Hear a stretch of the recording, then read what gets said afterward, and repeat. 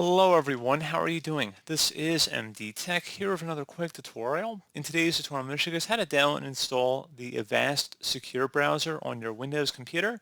So this should hopefully be a pretty straightforward process, guys. And without further ado, let's go ahead and jump right into it. So go ahead and open up a web browser to start and navigate over to google.com.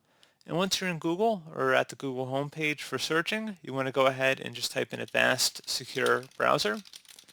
Go ahead and search for that. One of the best results should come back with Avast.com, the private browser that stops tracking. Go ahead and open that up.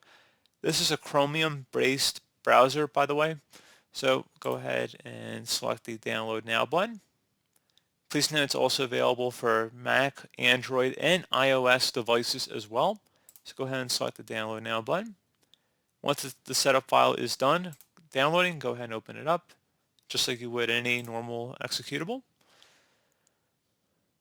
And then if you receive a user account control prompt, you want to go ahead and select yes. And if you want to set Avast Secure Browser as your default browser, you can keep that checkmarked. Otherwise, you can go ahead and unselect that option and then select Accept and Install.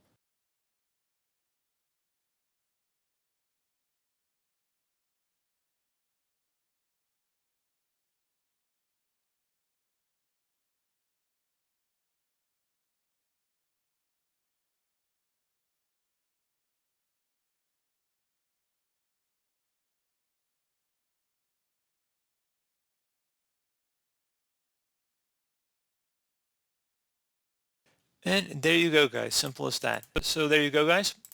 And now it gives you a couple different customization options. So if you want to set your default search engine, you can keep it as Google, or if you have a different one, you can set it here. You can import bookmarks and settings from a different web browser.